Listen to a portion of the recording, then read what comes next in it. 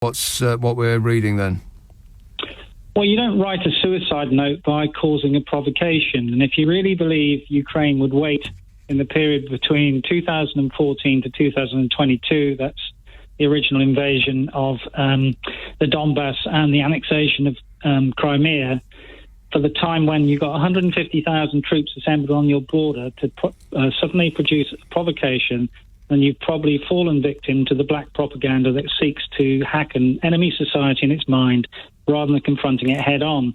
And we've seen this before with the Russians. So in 1938, for example, as the Germans massed on the Czech border, the joke going around in Russia at the time was, why are there so many troops in case of a provocation? What if there is no provocation? How could there not be with so many troops? And so you need this from a Russian perspective, because this gives you your just recourse to war, just ad bellum, as we call it. So I wouldn't fall for this, but it plays into the need for the casus belli, the thing that causes or justifies war from a Russian perspective. Yeah, I mean, people have been predicting that this is how it's going to go for several weeks now, probably for a longer period than that. But, you know, as this has all become top of the news agenda, that's what people have been saying is going to happen. So Vladimir Putin just doesn't care how it looks, does he? He's going to say, well, this is my excuse, so we're just going to go ahead and do it anyway, regardless of what the rest of the world says. Well, he's got his own domestic audience, and our responses, of course, are based on three things. Again, based on domestic politics, alliance politics, and perceptions of the Russians. Now, the reason I said what I said at the beginning is because, you know, we need to sort of flush out those useful idiots, those people who take the Russian line. Now, actually, you only fight for one, two, or three things. That's fear, honour, or interest. Now, Putin fears the expansion of NATO, but he also fears the emergence of successful democratic Western-oriented countries along Russia's border as much as he fears NATO enlargement. And from his vital interest point of view, he thinks, I think, that this is the last moment that he can make sure that Ukraine doesn't go towards the West. So from his perspective, although that is wrong because Ukraine has never in its history invaded Russia, there is some rationale from his side, even though it's a warped rationale from a Western perspective. Yeah, I mean, he can't possibly be frightened that NATO is going to invade Russia. So it looks to me like it's all about his popularity at home. You know, when they went into Crimea, his popularity at home went up to about 85% approval rating, and now it's down in the 40s, I think. Even for somebody who can fix their own elections, that's not good. So this is all about about how he looks to his people at home, no? It's partially that, but of course there's the risks, because ultimately you've got to sort of ask yourself three questions. Is the proposed operation likely to succeed, and war has a way of running away from you? Secondly, what might be consequences of failure? And thirdly, is in the realm of practicability of material and supplies. We're in Putin 4.0 at the moment. He is going to be in power until 2036. So in one sense, he doesn't have to go to war because he has another 14 years in power when he's going to outlast all the Western leaders to try and achieve his strategic objectives. And really, for the last 4 or 5 years, since, for example, the Novichok attacks, I've been banging on all that time about what the grand strategic objectives of Russia are, and they include regaining lost territory and spheres of influence, diminishing U.S. influence globally, and re-establishing Russia as a great power.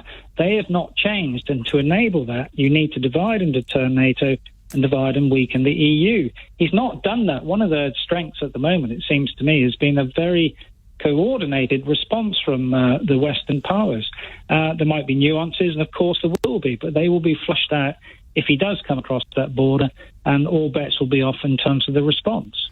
Well, you say that all bets will be off, but from what we've heard, the response is going to be financial penalties. They're going to remove their diplomats. So he's not bothered about that, is he?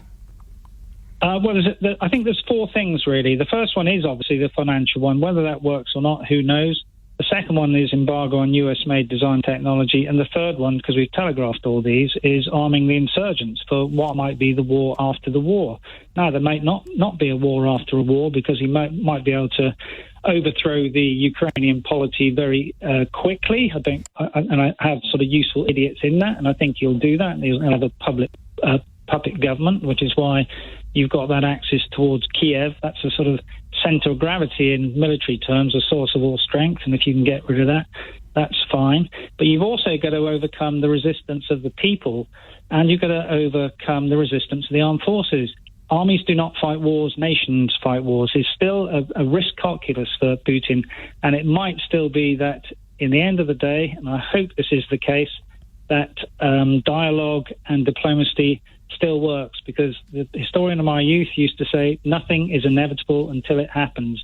And I hope to God this is still not inevitable, because the thought of 50,000 civilian casualties, which is the planning figure that the Americans have stated, is beyond comprehension in the long peace that we've had in Western Europe since 1945. You were the senior British military advisor to US Central Command. If you were still in that post, what would you be saying to them? Well, we've already said that we are going to a deterrence posture by forward presence in other countries. So General Todd Walters, the SACEUR, Supreme Allied Commander Europe, has said that we're going to put additional battle groups when this is signed up to by NATO in Bulgaria and Romania. So what will happen, because we are not going to fight in Ukraine, we want to fight for Ukraine in moral and material terms, is that if he invades Ukraine, then the countries which are to the border of Ukraine to the west become your future containment line. We're really back to a forward heavy presence as we were in the Cold War.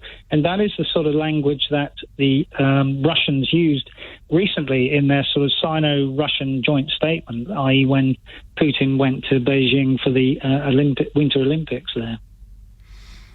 Of course, Russia on its own isn't going to be a sort of a world power anytime soon, unless they team up with China.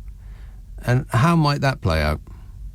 I don't think it will play out in the way that we think. So you don't have the defined interest the same between both countries. And if you look very carefully at the Sino-Soviet or Sino-Russian joint statement, you can see that it is China that has the whip hand. So Taiwan was mentioned, for example, and Ukraine was not mentioned once at all. And the reason for that is China are putting some distance between themselves and the Russians on that elephant in the room. They don't really like this idea of expeditionary foreign armies. I know they will do that in indivisible terms in Taiwan, but not for a few years. But they don't kind of like that. They would like to use the power of economics, and that is why Putin dislikes what Gorbachev did. So the lesson for Putin was that Gorbachev gave away an empire by glasnost. The Chinese believed that, therefore, they took perestroika. You need economic reform. That was the key difference between how Russia lost the Soviet empire, of which Putin has never got over that, and the Chinese approach. We've got to remember that in 1989, when the Berlin Wall came down, Putin was a KGB agent in Dresden, in East Germany. At the time that came down, he was shredding files. He's never got over that, and he's always had this dialogue that the greatest geostrategic catastrophe of the 20th century was the demise of the Soviet Union. Just finally, people have mentioned the closeness that the Conservative Party has with various Russians with money. Is that relationship, are those relationships going to mitigate our ability to act against Russia? Well, I would think we'd take a batch of measures against that. So I think we would have to look at regulatory measures and look at sanctions against various individuals if we think they prop up the regime. So it should be a whole-of-government approach, not, of course, a party political approach by one of the political parties within the UK. Right. That's not really a yes, or is that a yes, that it might actually work against?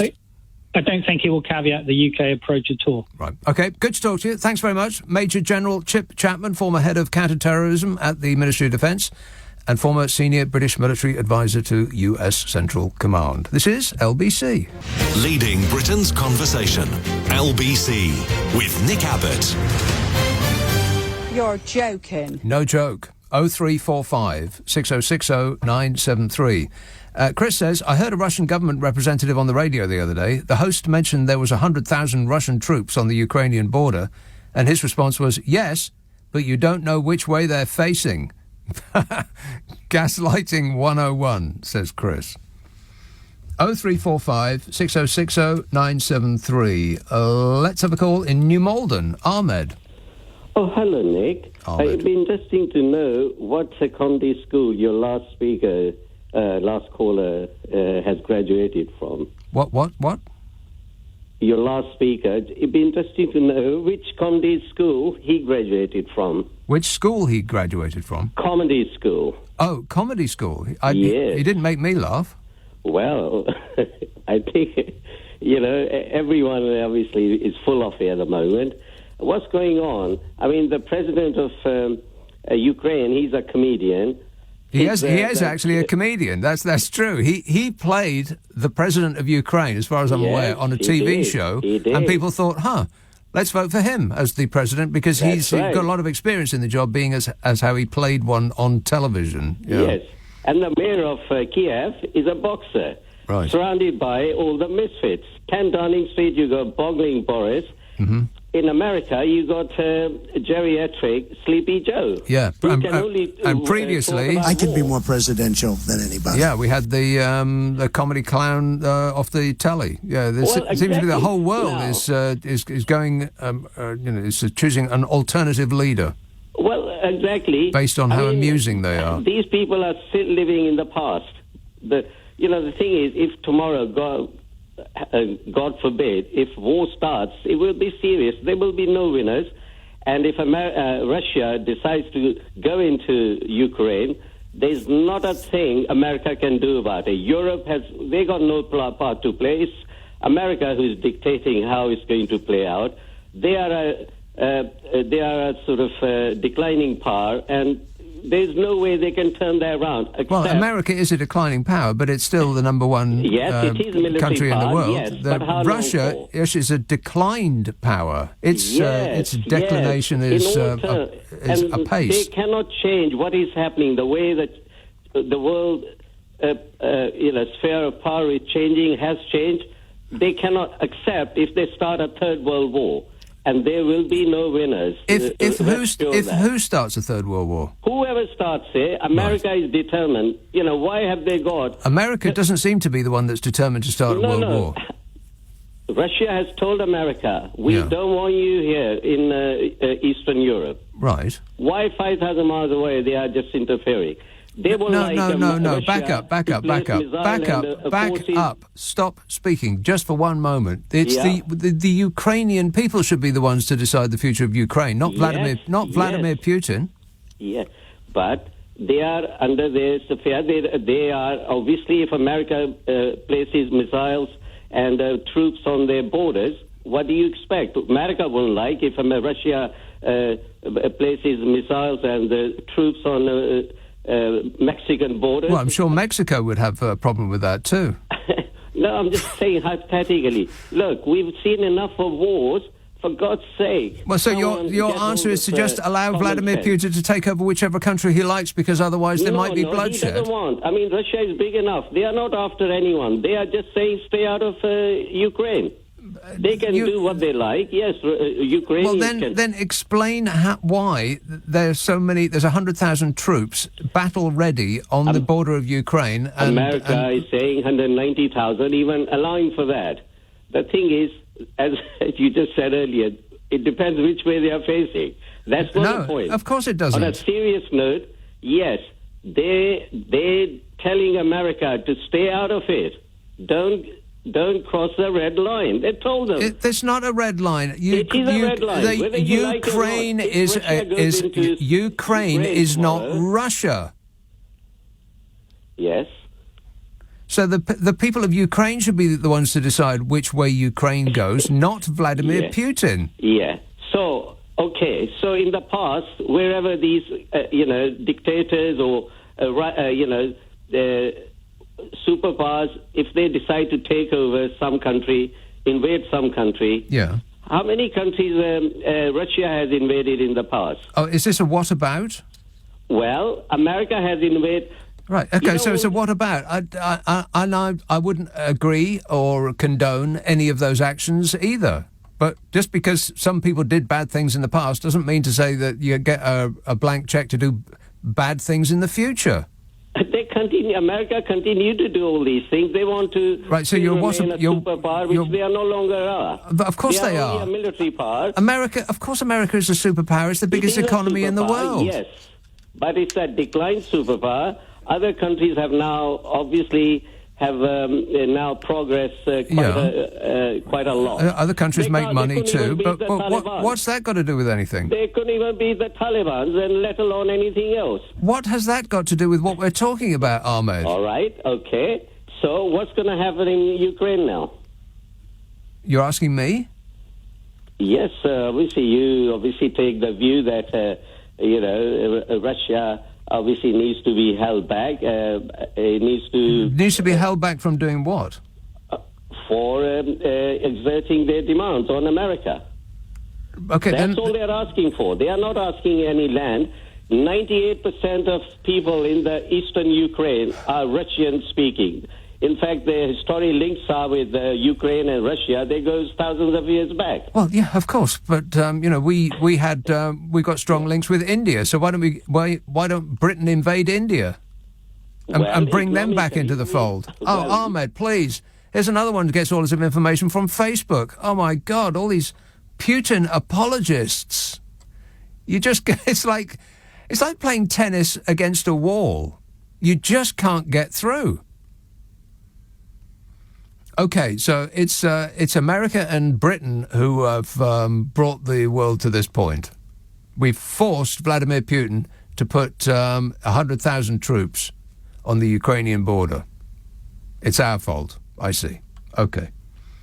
I've been speaking to you for way too long, Ahmed, and I haven't chipped a single bit off this edifice, this unbreakable edifice that you presented to us. You and Putin sitting in a tree. Kissing.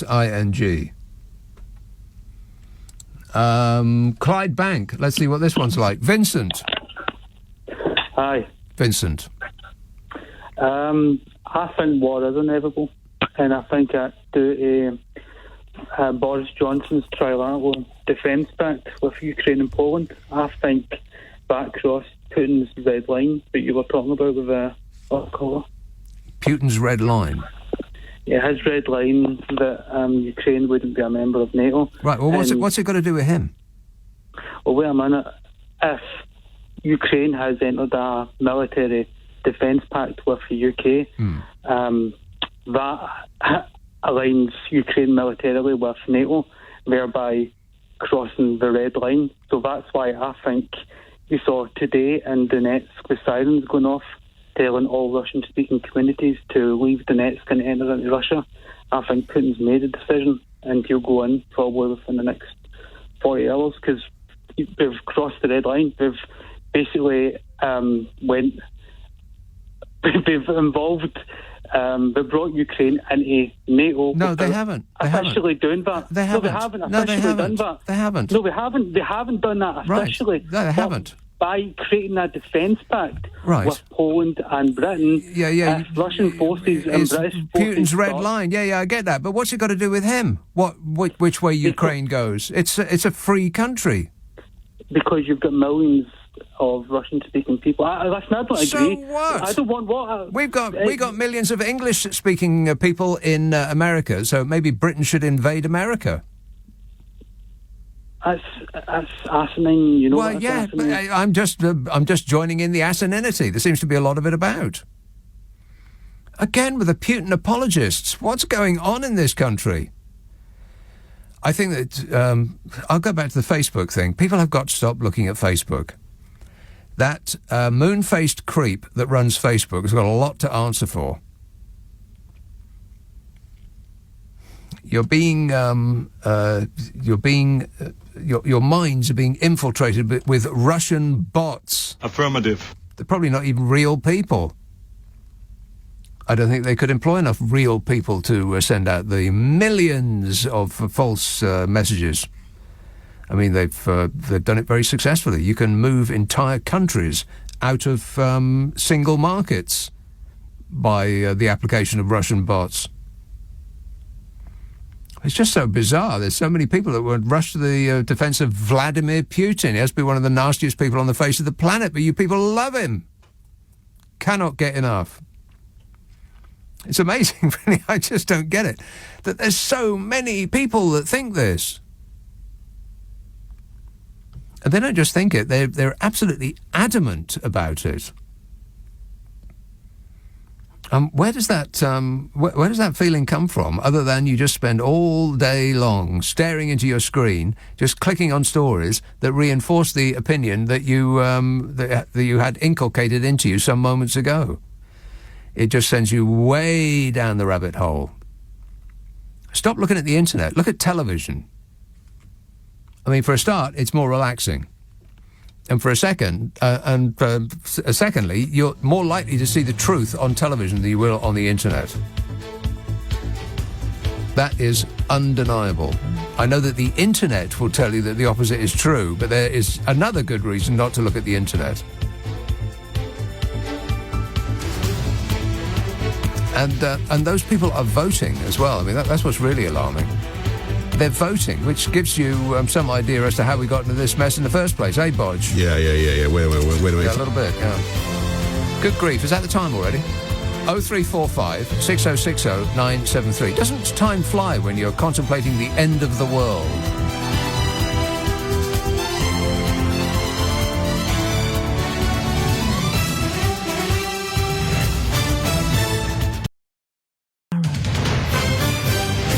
Is LBC from Global, leading Britain's conversation with Nick Abbott.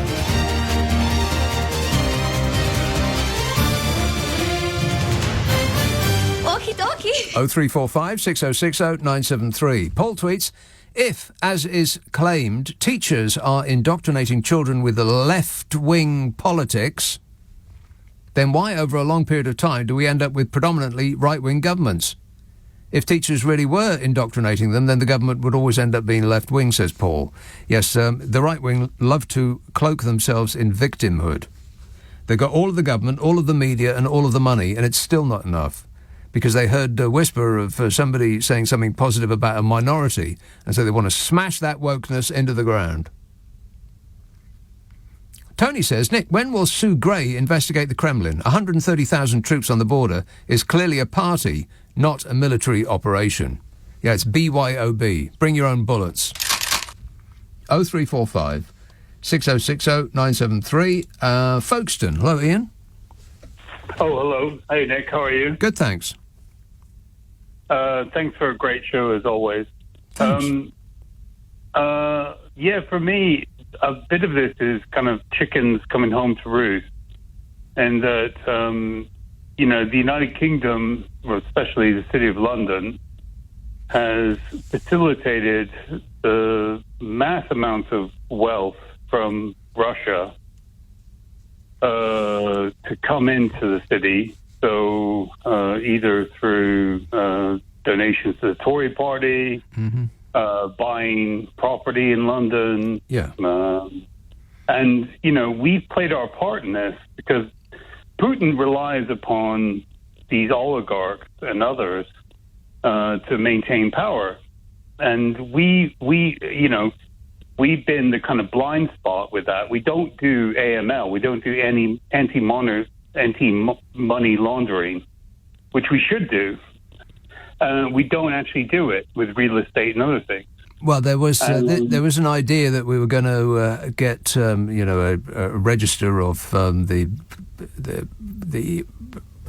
what is it called? The beneficial owners of these anonymous bank accounts in tax haven islands, which have the Union Jack flying from their government buildings. But that was all left by the wayside by the Conservative government, who are in receipt of vast amounts of money from the very people whose names would pop up Exactly. if that It was policy was put into action. It was just all PR. It was a headline. It was something they could put on Daily Telegraph. Oh, we're being tough on XYZ. Yeah. Sorry to interrupt you, Nick, but it was just nothing. Actually, they did nothing. No. They could have done something. So we have facilitated his power. And the only thing I would say to all these people calling in, I lived half my life in the UK, half my life in Prague, and the people in the Czech Republic hate the Russians because of 1968, because of the spring uprising. I wasn't born then. I don't know if you were, Nick. But, I was, but it didn't have anything to do with me. I was busy at the time. I didn't think it did, but they chose to join NATO. They made a conscious choice through Václav Havel, elected leaders.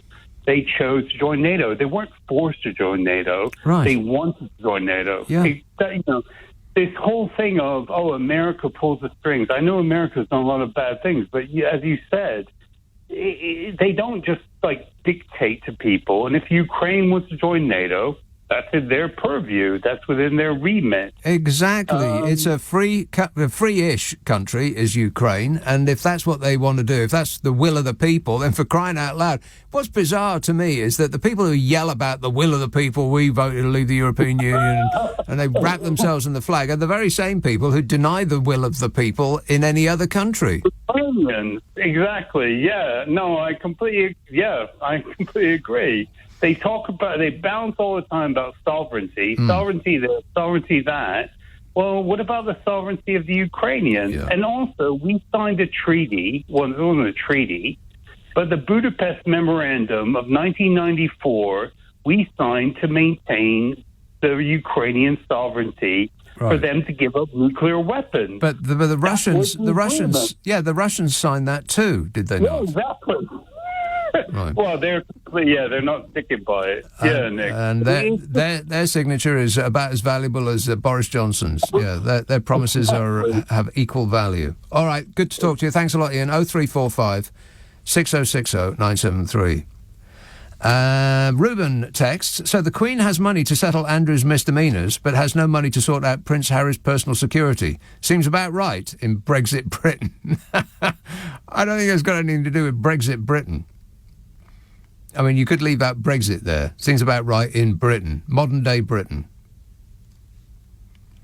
Does Andy get to keep all of his medals and his various military regalia and his titles and, all of that jazz? I think he does.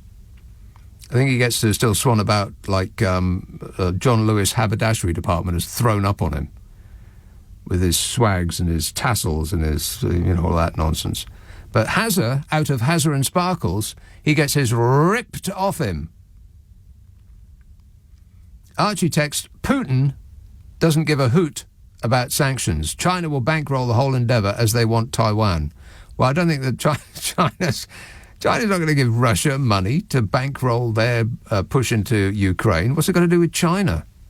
I'm sure that China would be amused if the world's attention was concentrated on Ukraine and they could just nip over and take back Taiwan.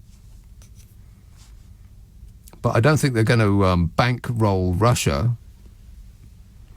But then what do I know? What Facebook page have you been reading, Archie?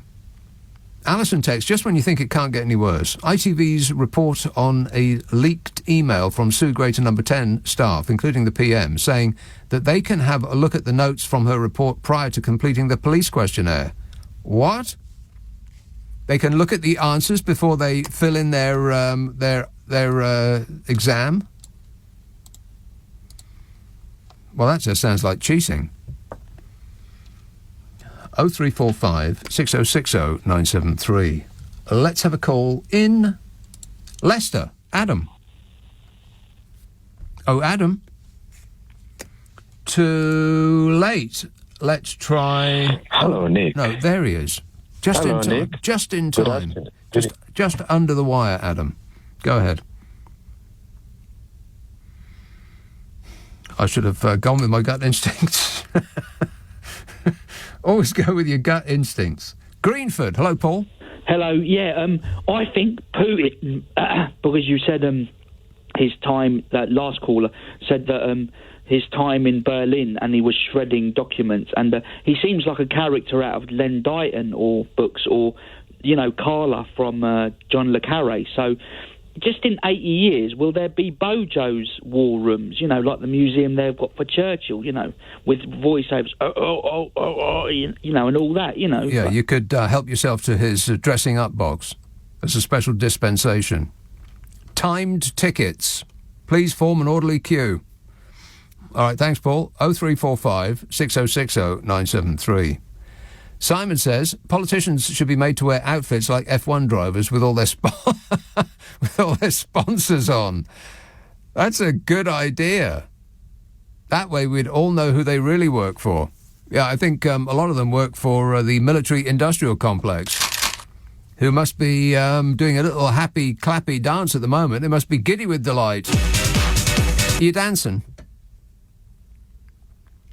Yeah, the amount of money that the attack business pours all over government ministers. Huge. They'll be delighted. There was a caller a little while ago that said, nobody wins in war. That is wrong. The weapons manufacturers win during a war. They win big, huge. So do the fuel companies as well, because, you got to squirt a lot of petrol up a tank to get it going. Ricky tweets, "Hey, Ricky, you're so fine, blah, blah, blah, blah, Ricky." He says, "I must admit, due to these strong winds, I am very concerned about the trampoline in my back garden. Yesterday, I didn't even have a trampoline. These are the jokes, folks." Except I heard it was a caravan. I think caravan's funnier. Glenn says, "Hi, Nick. Do you know that human faeces is the best fertiliser money can buy? So to the good people of Kent, count your blessings. Lots of free fertiliser for your land. A big Brexit bonus." No, I did not know that. This is an educational show, isn't it? No. Not really.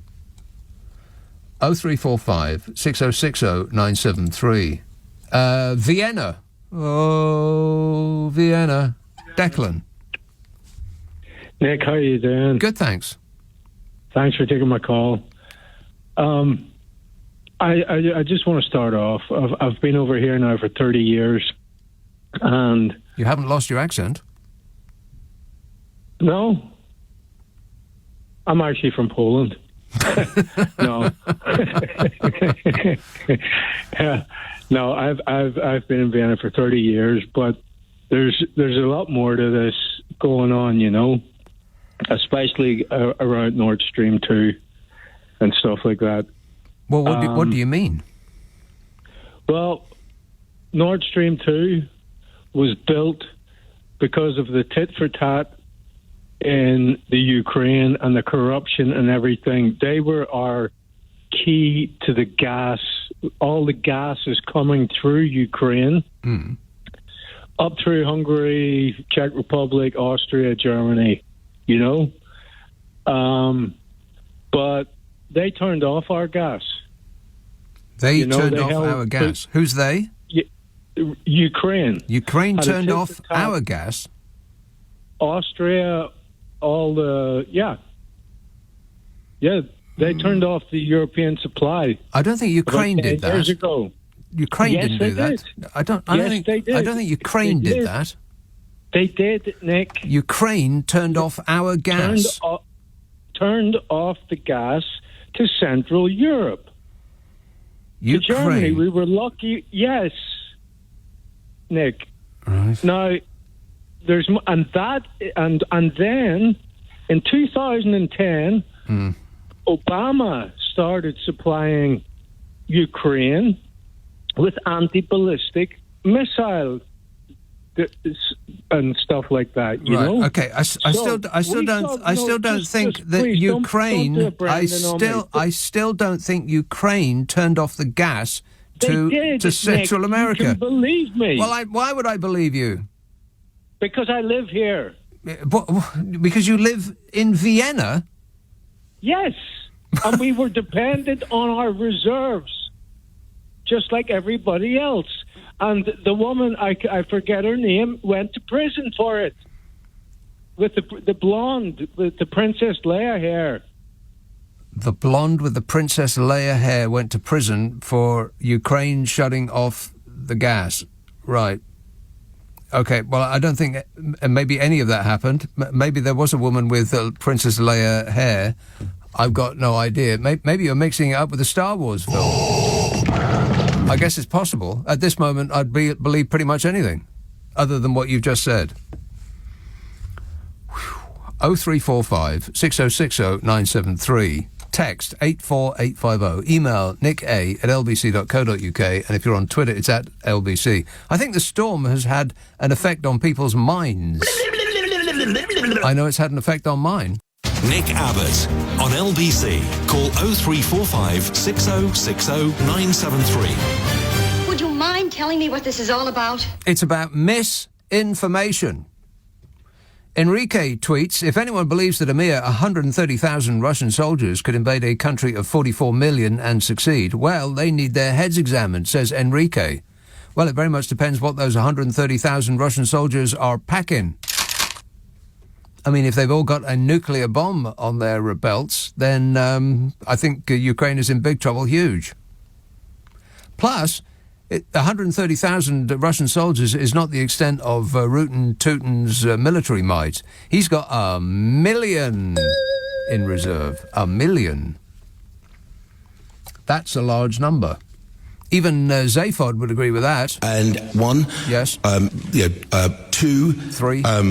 11. No, close. Keep trying. He certainly is keeping on trying. Neaston, Lloyd. Hello. Yes, Lloyd. Thanks for taking my call. Thank you so much. No, thank you. I'm a bit scared because I don't really want you to tear a strip off me. I won't. Okay. I thought that over the last 20 or 30 years, I'm not really into politics. I'm just an average guy. I don't really know much stuff. But I thought that the big countries can bully and do what they like to little countries, and nobody can say anything about it, and that's just how it goes. Right. So if you're a country and you think, right, you're going to build a nuclear reactor, another country could have say, no, we'll fly into your airspace and blow that up. Or if America and if England and France say, look, we're going to bring in Iran from the cold, and Obama says, yeah, that's a good thing, Trump can have come and say, no, don't deal with them. And nobody can say, but they're being good. No, don't deal with them. I said that. Yes. So it just seems that other countries can smash up other countries and go in when they like.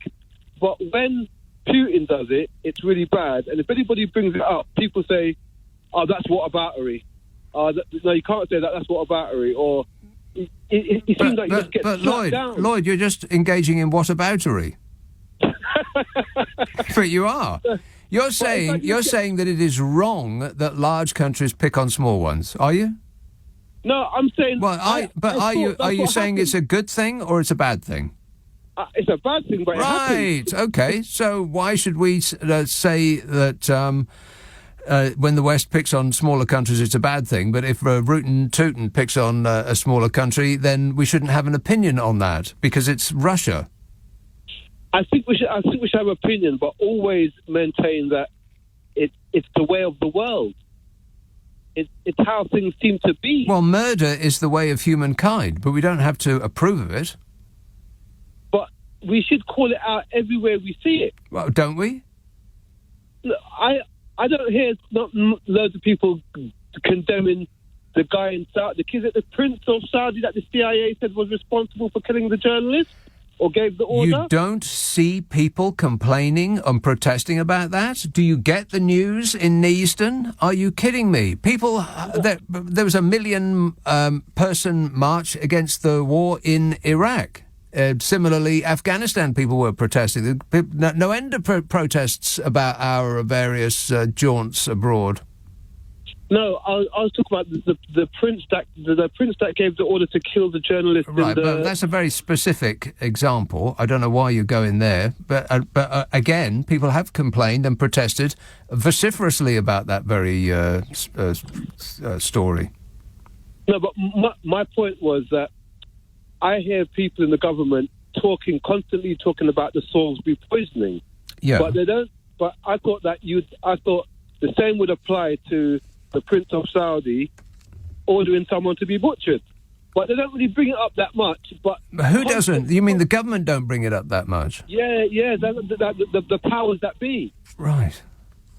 Okay, well, you know that Saudi Arabia gets a pass regardless of what they do because they've got a lot of money. And let's not pretend otherwise. I'm certainly not pretending otherwise. I know, that's what I think. Basically, I think what I'm trying to say is that it's all so disgusting. So people... Yes. Well, you know what? That's human beings. Disgusting. People are disgusting. What you're describing is the school playground. Big kids pick on little kids with impunity, and big bullies tend to become leaders of nations. Because, you know, they're the sort of psychopaths that manage to rise to the top. Ain't that right, Bodger? I can't comment on that. Exactly. Nice guys come last. It's the people that should be the ones in fairy stories, in books and in films. The nice guys always win in the end. Except for those few films where they don't, that really sort of hit home. Have you ever seen one called Funny Games? I recommend that you don't. And I really recommend that you don't see it in the original German. I haven't seen the remake in American, but that film affected me quite a lot. You really came out thinking, wow, I just feel like I've been beaten up. Spoiler alert. Warning, warning. It doesn't end as you think it might.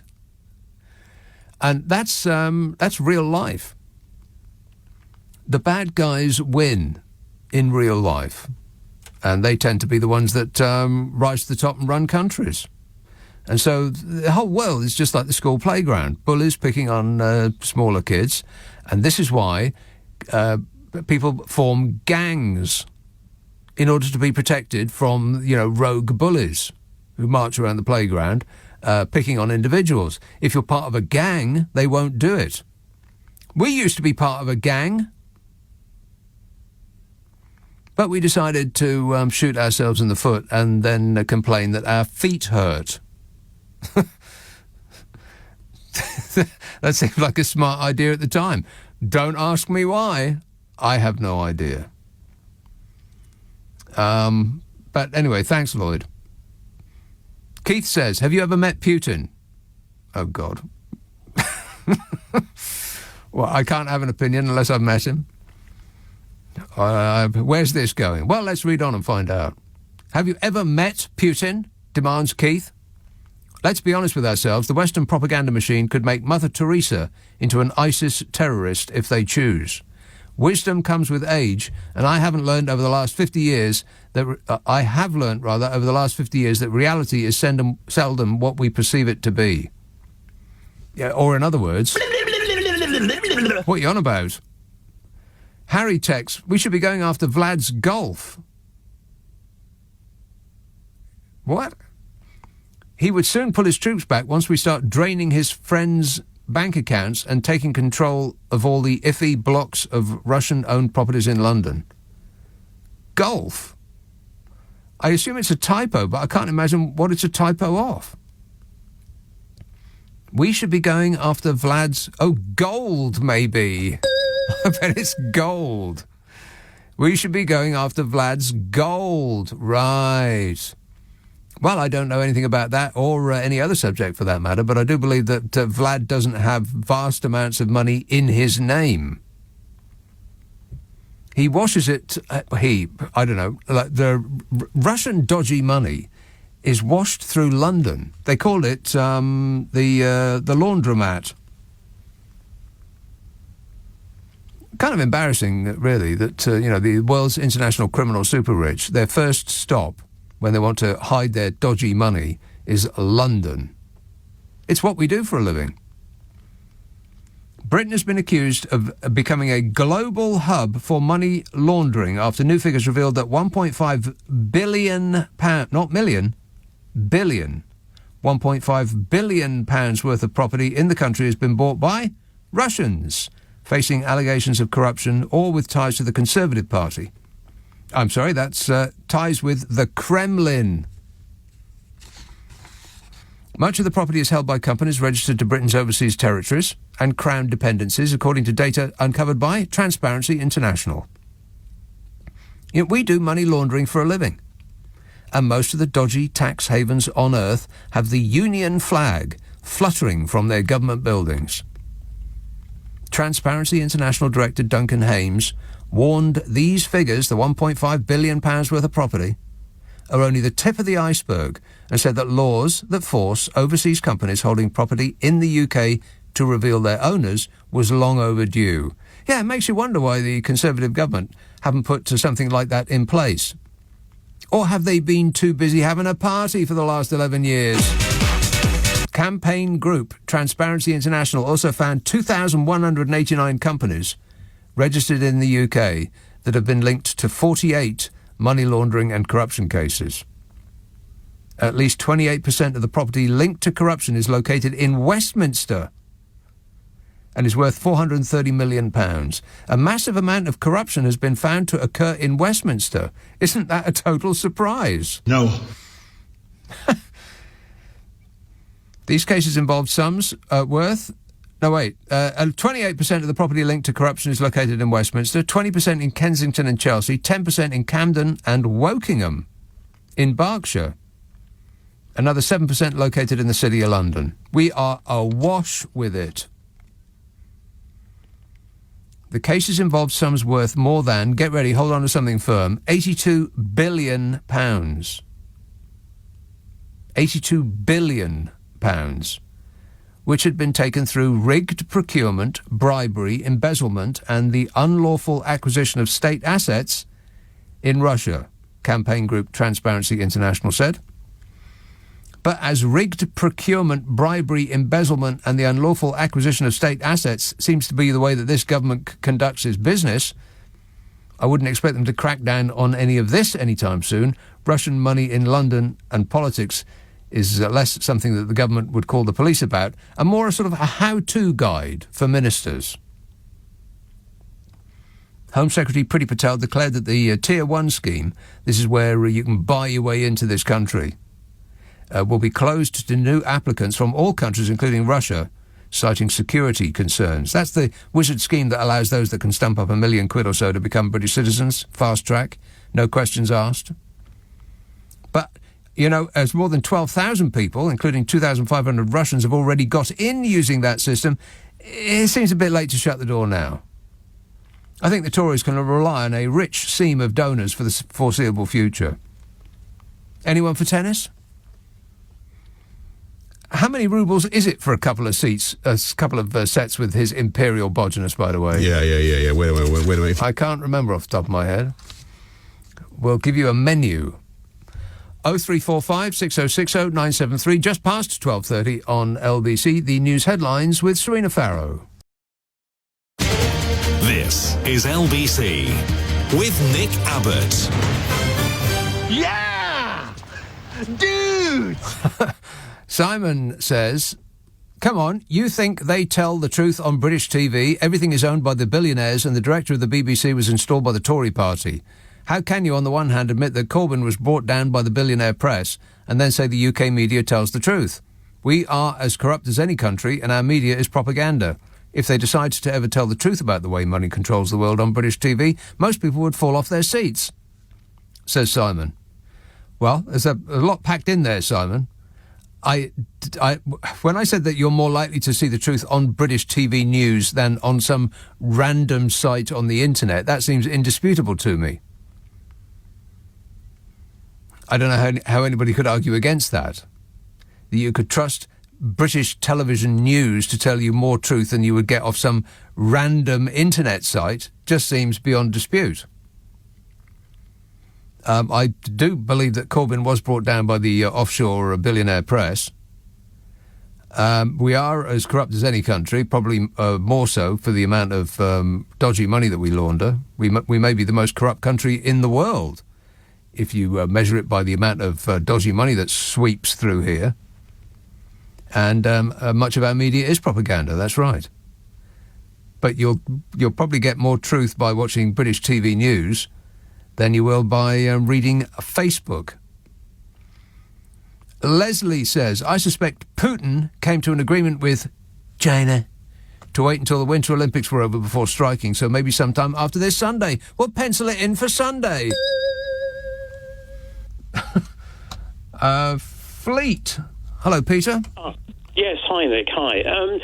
I think you're right about Facebook, but it's not just Facebook, is it really? It's also RT, the Russia propaganda channel. I think a lot of people here are getting it from there. Right. And I think a lot of people don't realise that actually this was set up by the Russian Foreign Ministry to deliberately put out misinformation. That is the purpose of RT. It's in their charter, as it were. Yeah, but RT's fans will say, oh, well, the BBC's just like that and ITV are just like that, and I get more truth from RT than you'd ever get from any other outlet, and you're just reinforcing what they already think in some small way, and so they think that, they are invested now in that station, and they'll believe any old tripe that comes off it. But I think you have to point out that the BBC was set up by a charter, and it's very clearly expressed in that charter that they have to be impartial, whereas the RT Peter, charter... you might as well yell at the wall with that argument. They're not hearing you anymore.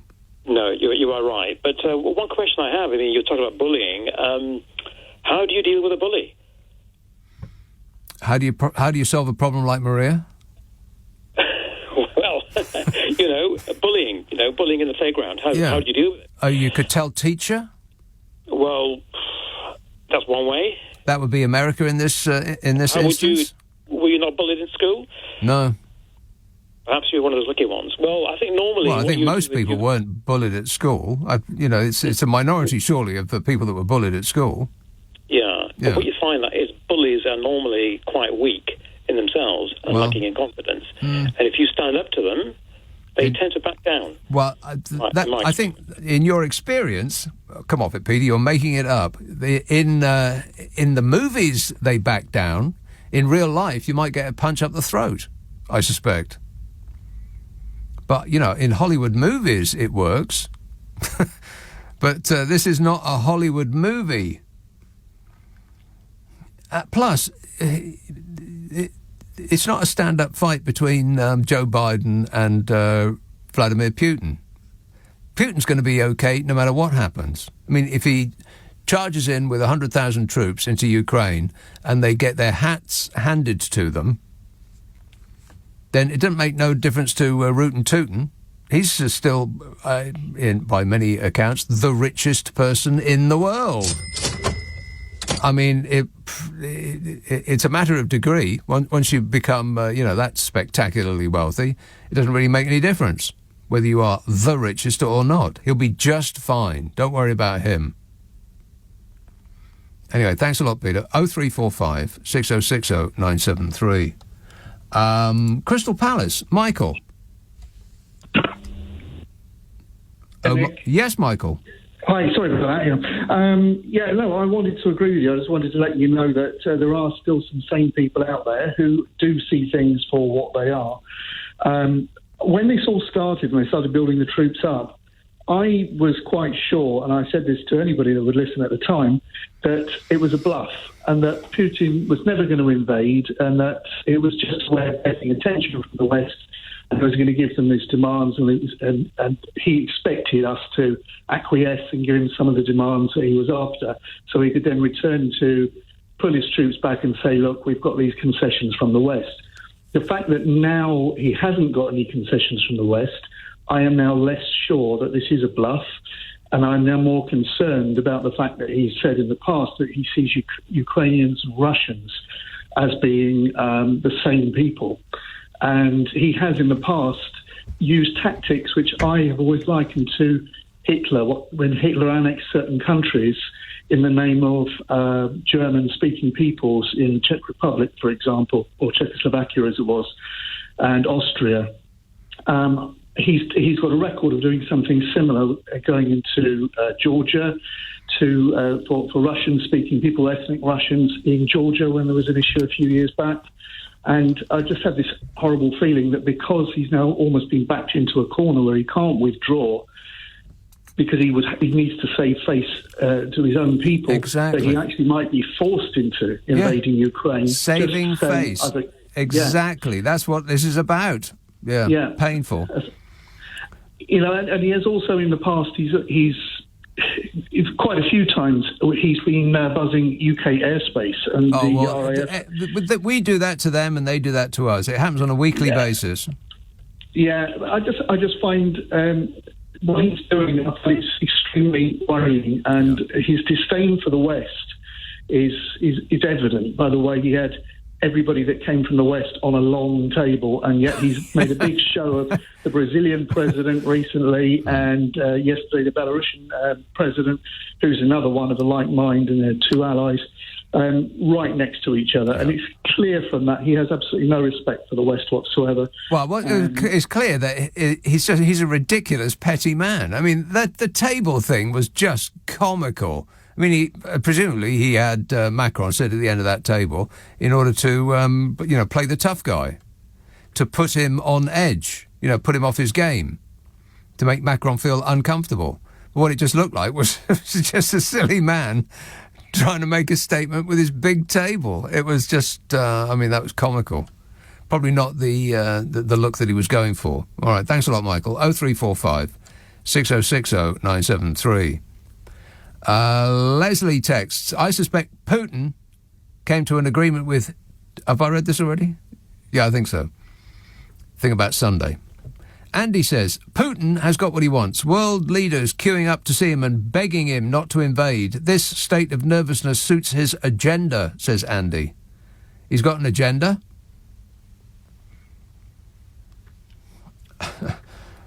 I don't think they're begging him. I think they're rather telling him.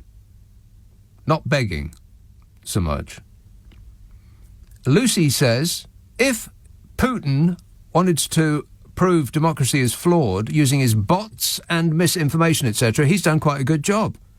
Not an apologist, but if I was in Russia seeing Trump, Bodge, Brexit, Biden, and the fact that a literal comedian is in control of Ukraine, Putin's stances may make more sense.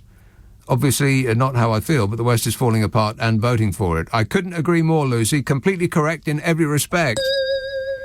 Yeah, if this is a plan from Russia, and remember that our government, our dear leader, refused to release the Russia report into influence in our business, which is highly suspect. Let's go ahead and assume that they didn't find any evidence because they were frightened of looking for it. That I firmly believe that that's why that's one of the major reasons that we've left the European Union, is because that's what Russia wanted. That and that's what the money men wanted, because they bet on our economy tanking, and they made a boatload of cash, hundreds of millions of pounds, and are continuing to bet against this country while insisting that we're on the right track, which I think is the opposite of patriotic. And yet they wrap themselves in the flag and, claim that they're doing it in the best interest of this country. What a mixed up, a muddled up, shook up world, eh? Rock and roll! 0345 6060 973. Text 84850. Email nick@lbc.co.uk. And if you're on Twitter, it's at LBC. Friday, Saturday, Sunday night at 10. Nick Abbott. This is LBC with Nick Abbott. Call 0345 6060 973. Tweet at LBC. Text 84850. Come on, we're running late! Barry tweets, leave Putin alone, he's doing his best. He's doing his best. Guy says, you conveniently forget that the largest army in NATO belongs to Turkey, who have been involved in war crimes against Kurds for the last 10 years. Are the countries in NATO the paladins of democracy? No. And get me a dictionary. I need to look up the word paladins. He says, is Erdogan any better than Vlad or the Chinese? No. Right, well, no, perhaps, depending on what issue it is that you are describing. But what's that got to do with it? It's all the whatabouts. Well, we can't have an opinion on Russia unless we also have an opinion on Turkey. OK, I think they're both bad. Does that make you feel any better? Graham says, I wouldn't want to spend a holiday in either of them. Graham says, we are part of a gang. We were. Oh, no, we are. We are part of a gang, Nick. It's called NATO. The gang we left weren't much cop dealing with bullies. Well, you're talking about the EU. Yeah, well, sadly, Graham, all of the members of the EU are also members of NATO, unless I missed some out. So if you don't like the EU, then you won't like NATO either, unless you're in love with Merca. Ealing. Hello, John. Hello. How are you? Good, thanks.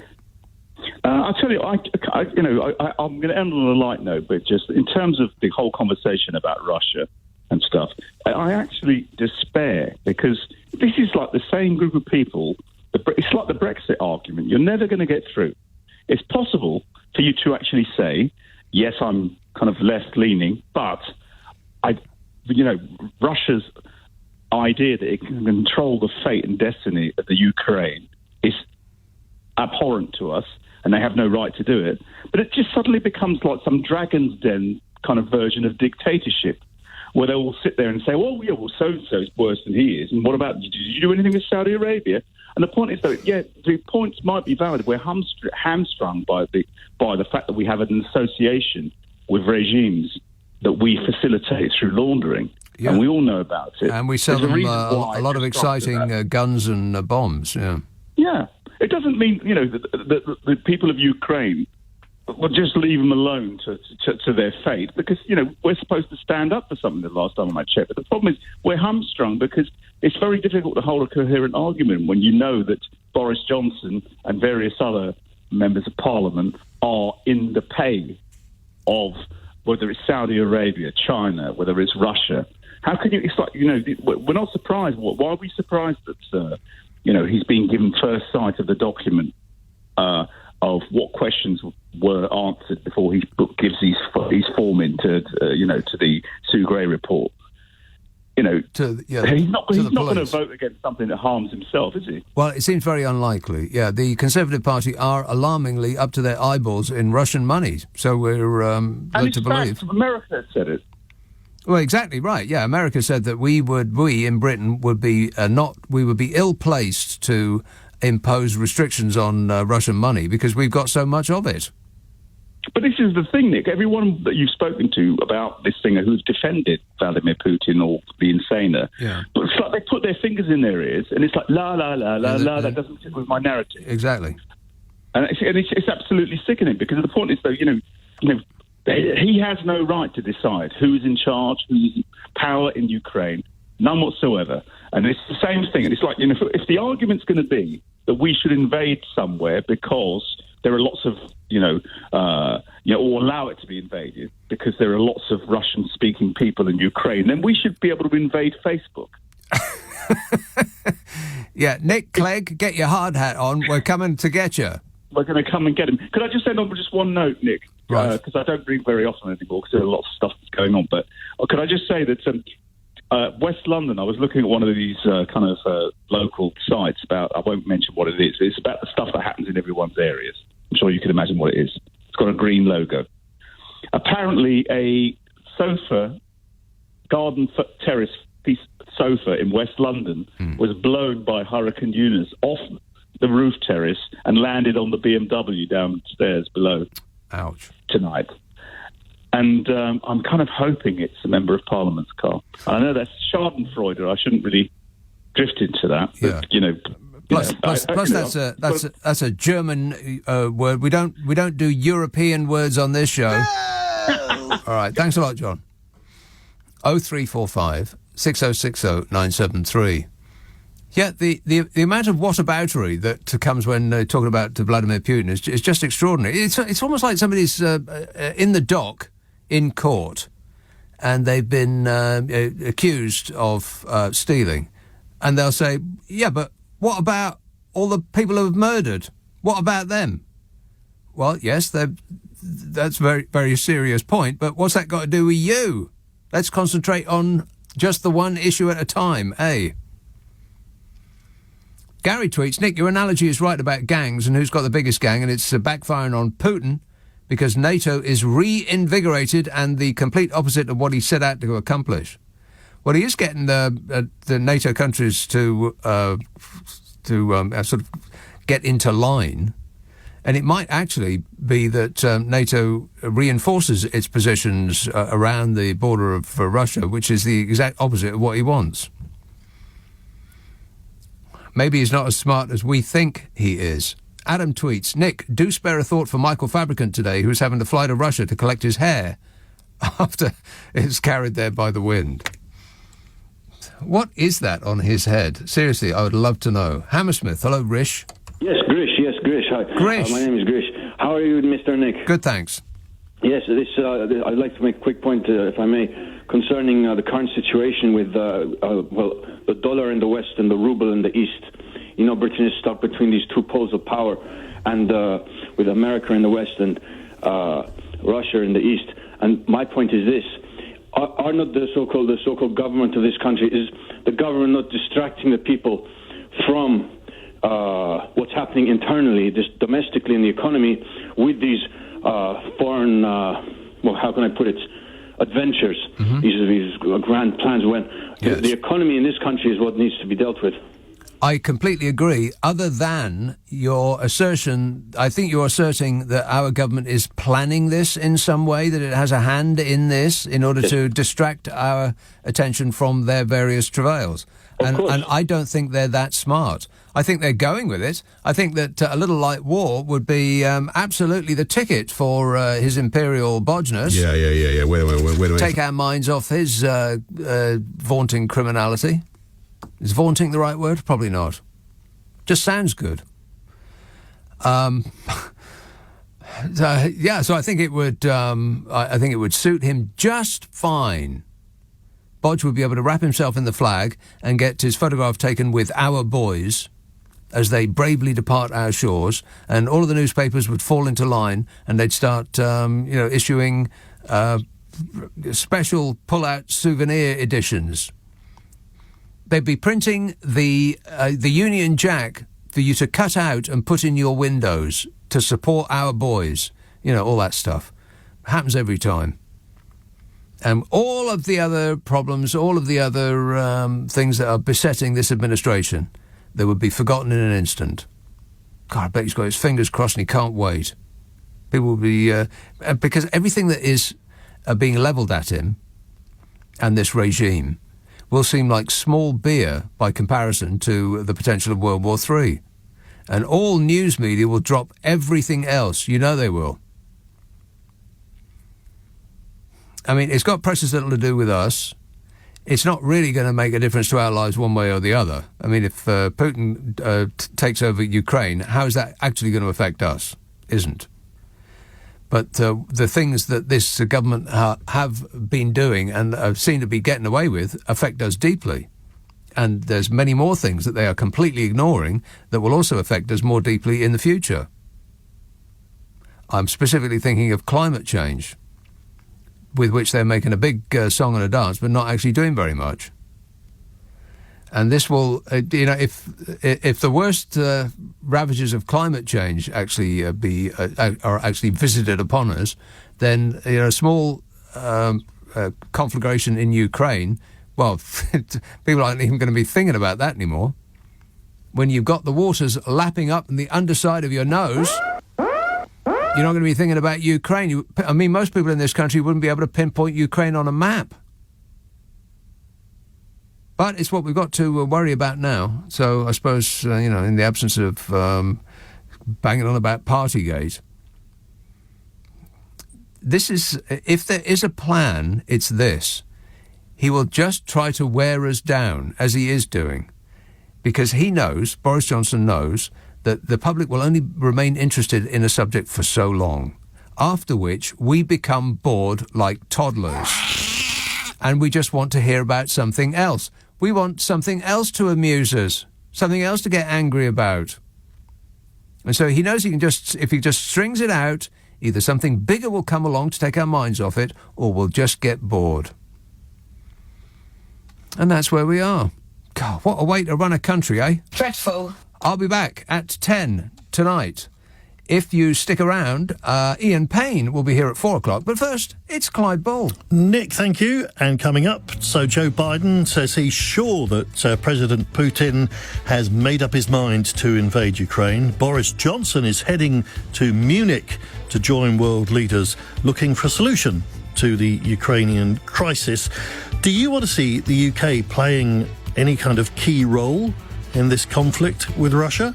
Also, Storm Eunice has caused devastation in parts of the UK, and it's not over yet. How have you been affected? And are you one of those who's discovered a newfound respect for pilots as they bring jumbo jets into land? And a tiny flat in London, just 7 square metres, is expected to sell for over £100,000. Is that the future for housing?